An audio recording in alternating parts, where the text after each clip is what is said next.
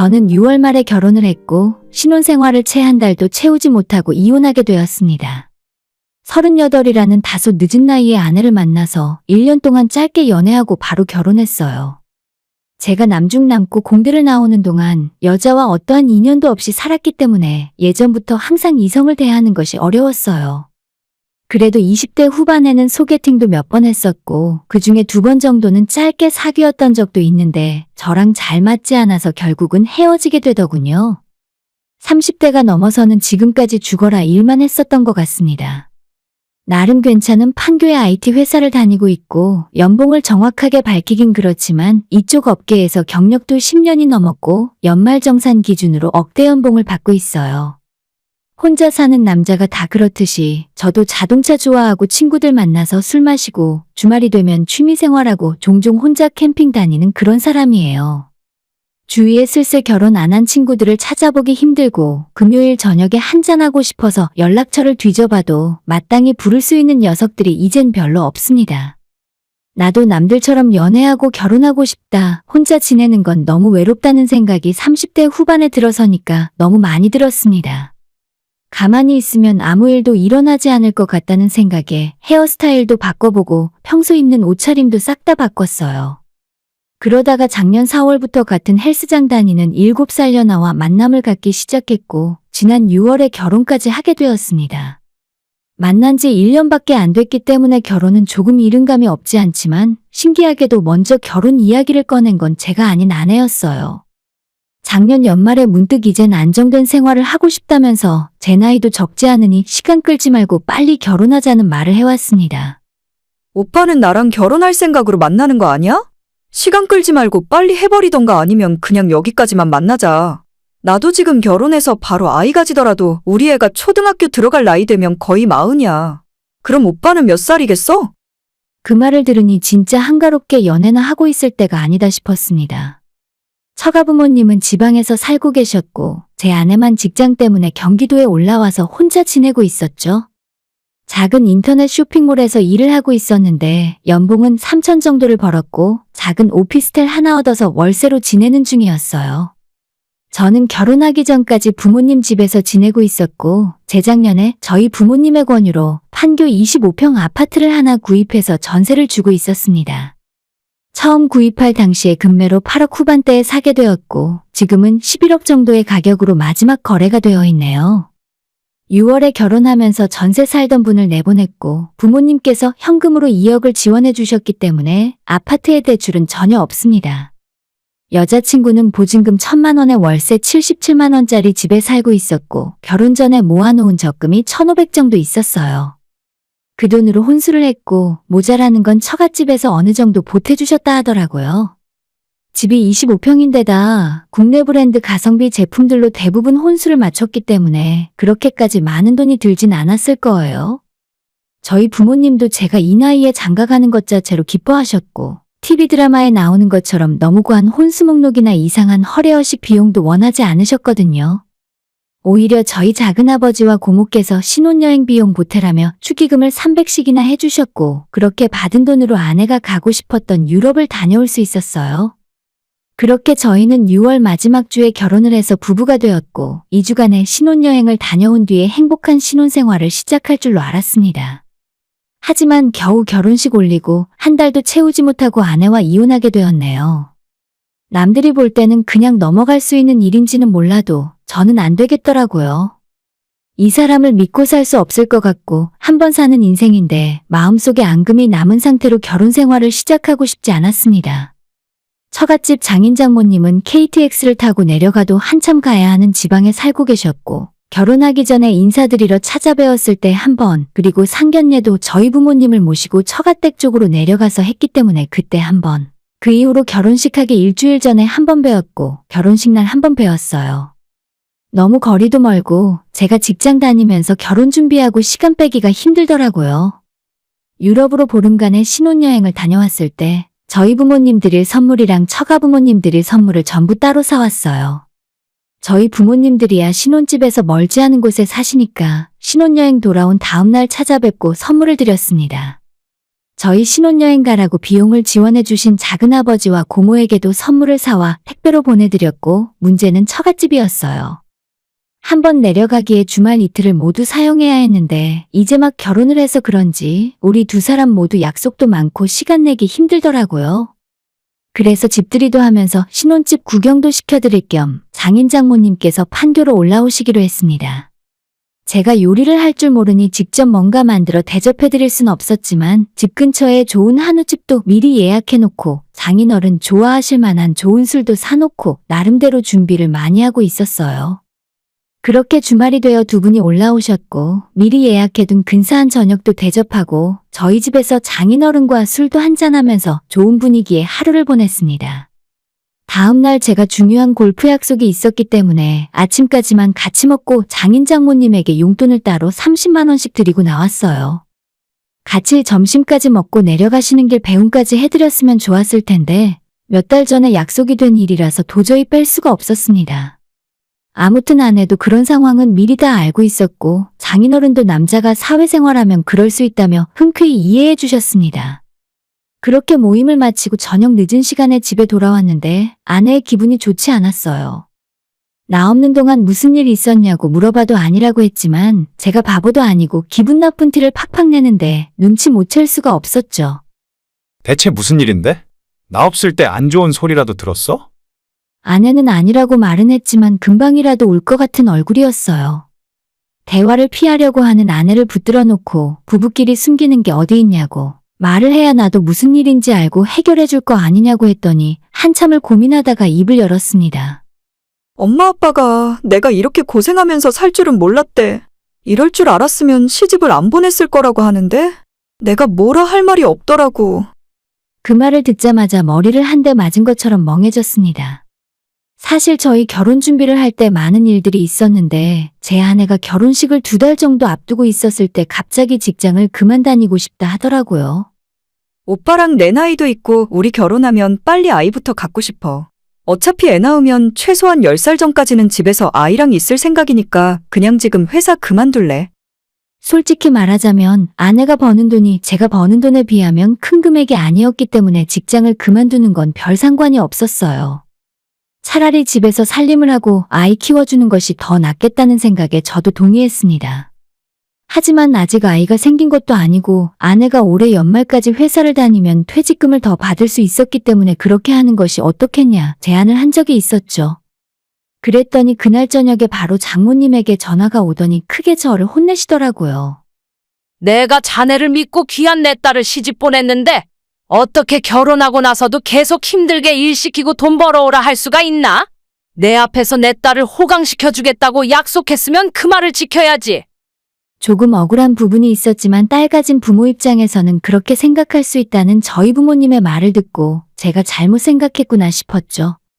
다음 날 바로 아내를 만나서 직장을 그만두고 싶으면 그렇게 하라고 했고 5월 초에 아내는 퇴사를 결정했습니다. 그 외에도 저희 결혼이 결정되고 얼마 지나지 않았을 때 제 부모님이 아내를 백화점으로 불러서 가방 하나, 그리고 그때가 겨울이라 예쁘게 입을 수 있는 코트도 하나 사줬어요.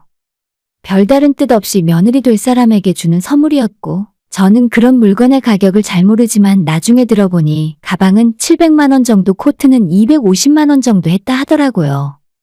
그리고 예단이나 그런 허례허식은 양가 합의하에 생략하기로 했었는데 장모님께서 제 부모님이 가방과 코트를 사준 사실을 뒤늦게 아시고는 사위 예물시계라도 사주라며 300만 원을 보내주셨어요. 저는 한사코 괜찮다고 거절했지만 부담 없이 받으라고 하셔서 결국 감사한 마음으로 주말에 아내를 만나 백화점에 시계를 보러 갔습니다. 시계는 제가 좀 좋아하는 편이고 평소에도 번갈아서 잘 차고 다니는 시계가 2개 있어요. 아내와 함께 백화점에 가서 시계를 고르고 있는데 솔직히 아시는 분들은 더 잘 아시겠지만 300만 원이라는 금액이 예물시계를 맞추기에 넉넉한 예산은 아닙니다. 조금 쓸만한 스위스 브랜드의 오토매틱 시계를 맞추려면 기본 500만 원 이상은 생각해야 하죠. 그래도 장모님이 큰맘 먹고 내어주신 예산에서 고르고 있었는데 제가 딱 마음에 들어하는 시계가 350만 원 정도 하더라고요. 300만 원 이하로는 도저히 갖고 싶은 것이 없었고 제가 아내에게 50만 원 정도를 추가 부담하고 갖고 싶은 시계를 사겠다고 말했어요.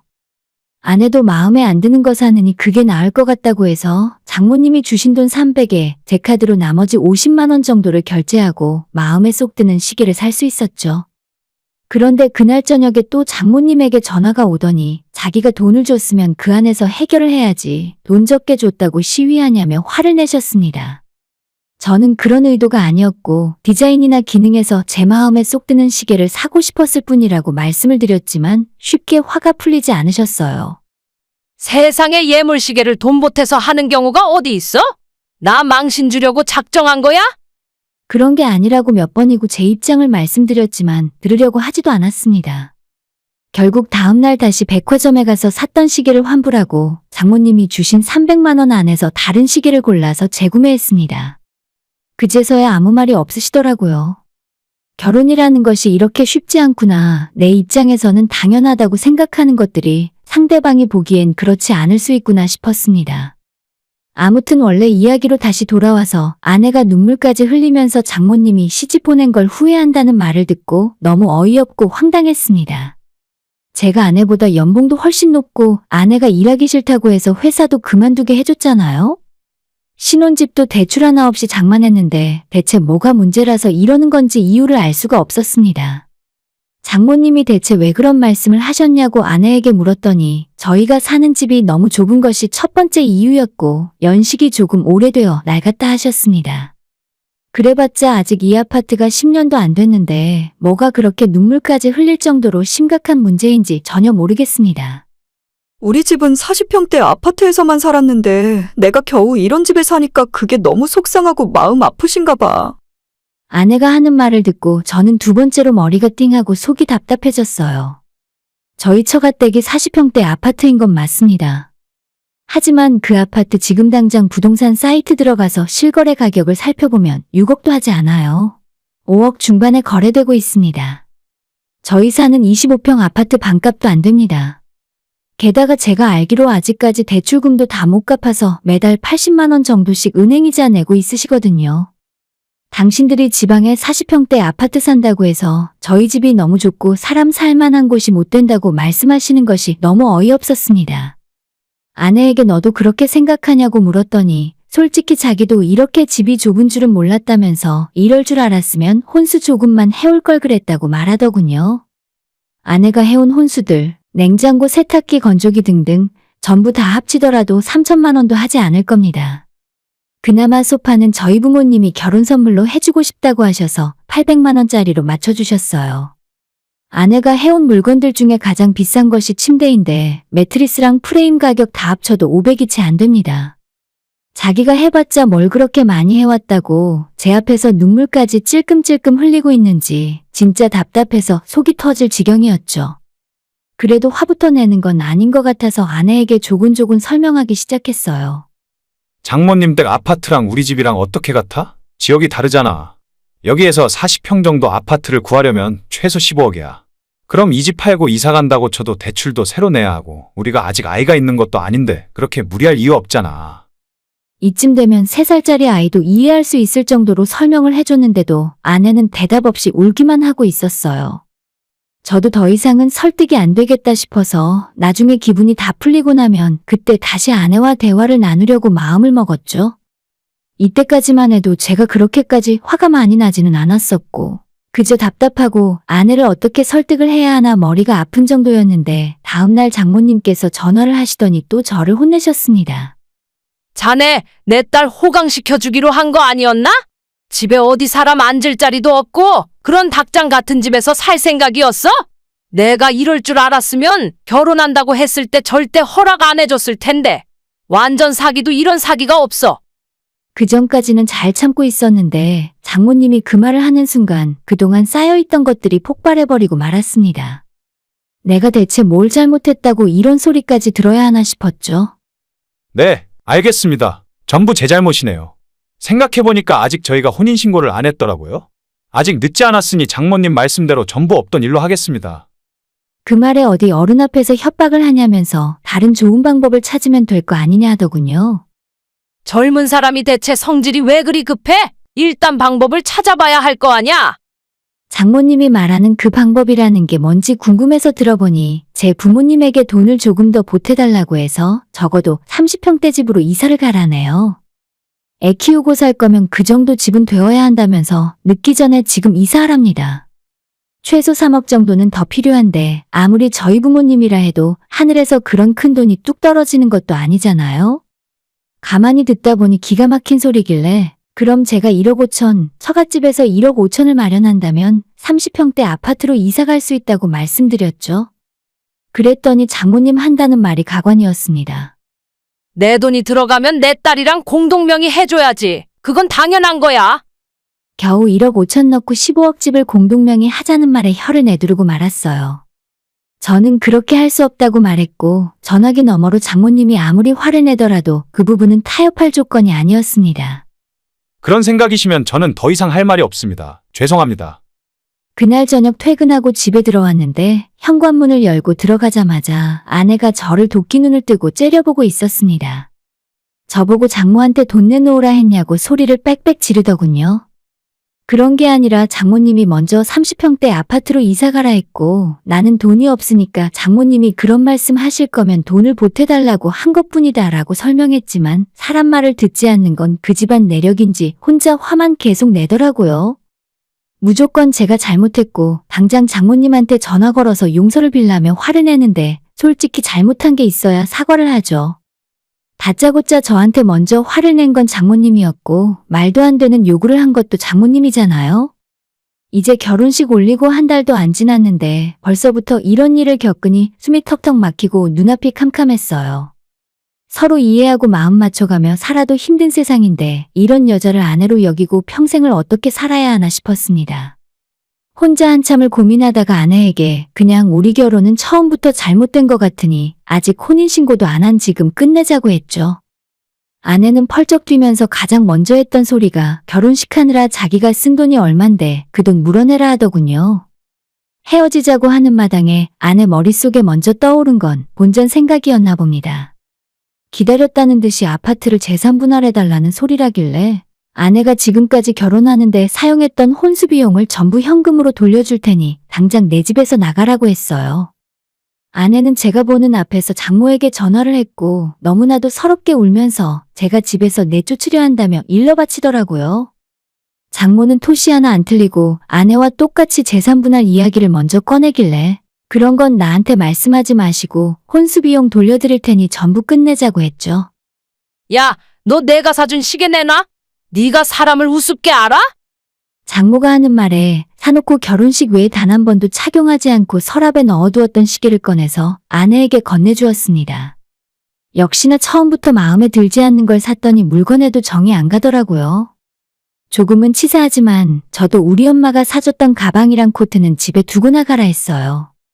지금 이 시간에 자기가 나가면 어딜 가겠냐고 울고불고 떼쓰는 아내를 억지로 쫓아냈고 다음날 남아있던 아내의 옷과 화장품을 전부 박스에 담아서 처가댁 주소로 보냈습니다. 아내가 해온 혼수는 전부 현금으로 배상해주고 그냥 제가 쓰는 것이 낫겠더라고요. 그러면 우리 사이에 더 이상 정리할 것도 없고 깔끔하게 끝낼 수 있었습니다. 며칠 동안 아내와 장인 장모가 연락 한 통도 없더니 아내 대신 장모가 제게 전화를 해서 서로 간에 오해가 좀 있었다고 전부 없던 일로 하자더군요. 부부가 원래 싸우기도 하고 맞춰가며 사는 거지. 한 번 말다툼했다고 이혼하는 사람이 어디 있어? 내가 이번 한 번은 그냥 넘어갈 테니까 당장 두 사람 혼인신고부터 해. 잘은 모르겠지만 아마도 제 아파트를 빼앗아 갈 수 있는지 이리저리 알아보고 다녔나 봐요. 본인들 생각만큼 일이 쉽게 돌아가지 않다고 생각했는지 갑자기 태도가 180도 변해서 혼인신고부터 하라더군요. 제가 바보도 아니고 이 와중에 아내와 화해하고 아무 일도 없었던 것처럼 다시 살겠습니까? 심지어 아내는 제게 전화나 문자 한 통 보낸 적 없고 미안하다는 사과조차 받은 적 없었거든요. 장모님에게 쓸데없는 소리 하지 마시고 혼수 구입하셨던 거 영수증 보내주시면 계좌로 돈 보내드리겠다 했습니다. 그 외의 일로는 연락하지 말라고 했죠.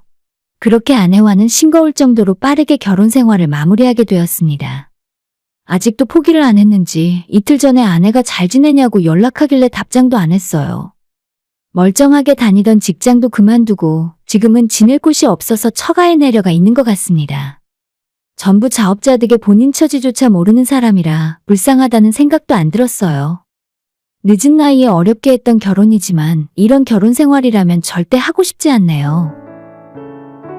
오늘의 사연은 여기까지입니다. 구독과 좋아요, 알람 설정 부탁드려요. 다들 행복하시고 좋은 하루 되세요.